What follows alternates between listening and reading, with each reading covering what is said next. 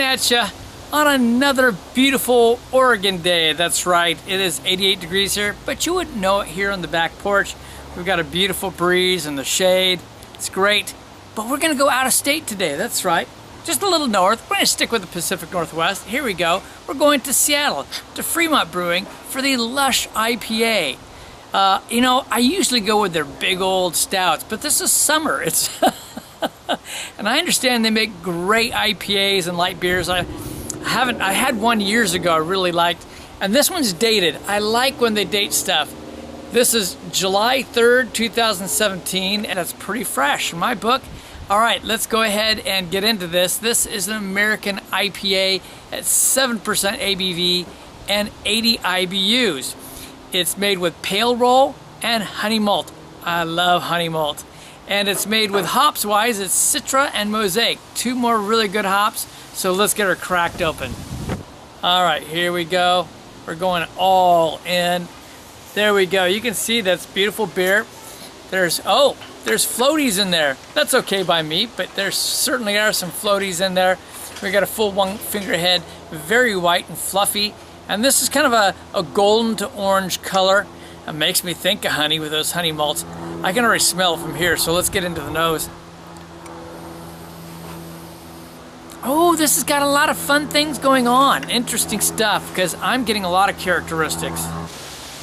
Yeah, it hit me right away with some citrus, but then I got some melon character, and then I got some sweetness, like possibly like stone fruit, a little tropical, and maybe a hint of pine. But I mean, there was just a lot going on right away.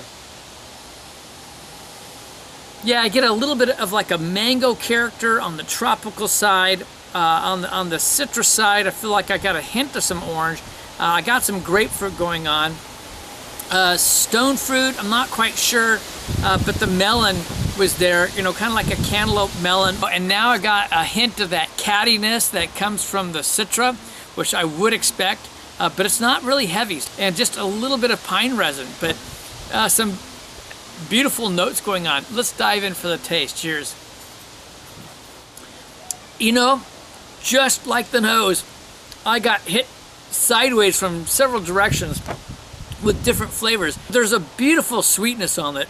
I just love it. It dried out and it went to this like bitterness that just kind of took a bite on there. So I'm getting some resin, a light dankness, maybe a hint of some grassiness too as it dries out. It's a little bit crisp, but also a little bit sweet. I mean, it goes through this whole phases of changes.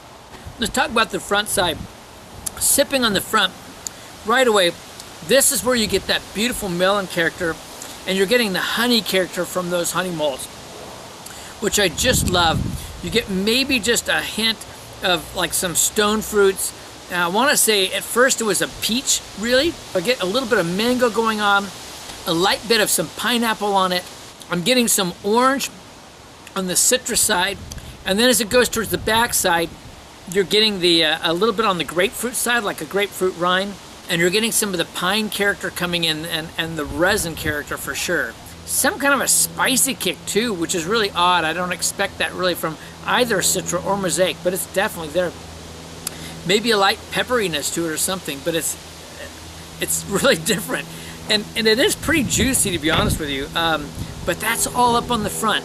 On the back side, it dries out, and then you get hit with those interesting bitter qualities and some of that pepper. But as I said, this thing kind of moves around on you, which I really love that in a beer, when it keeps you guessing and just enjoying it. I'm gonna take a little time with this and I'll be back. This just continues to kind of delight and confuse me. I just had papaya a couple days ago, Saturday, and I'm gonna tell you, I just got papaya on the taste there. That was very, very unexpected. So now I can go, I had papaya on the tropical, I had mango, I had some pineapple, plus everything else that I've talked about. What's interesting still to me is the fact that it's made with Mosaic and Citra, and that caddy quality that you normally get from Citra is just so very light in the background on this. And how much pine character I'm getting. I really didn't expect that off of these two hops. There are certain points on this at the front of the taste that it reminded me of Heady Topper. Heady Topper I used to call Skittles. All these flavors would hit you. And this was kind of how this beer was hitting me. You know it's got to be a darn good beer, right? So let's go ahead and rate this in terms of American IPAs. I think this is a fantastic American IPA. Anytime you can confound me like that and bring in unique flavors like that, you know you're going to get a good score from me. When you're comparing something to Heady Topper, you know it's great, but again, that was at the front of the beer. On the back side, there's this unique bitter quality, this odd spiciness. I want to say now more of a herbal quality, almost a green herbal. And that's a detractor for me. That's not as pleasing. I like to have a nice finish on a beer. I'm still giving this a 93. I think it's that good. Overall, I'm going to give it a straight up 90. This is an excellent beer.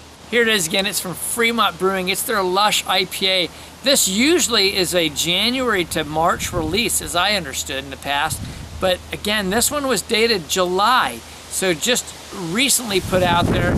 I would say check it out. There's some fresh cans available. This is Kevin at Clemens Homebrew saying life's too short to drink cheap beer. And I'll see you on the next beer review.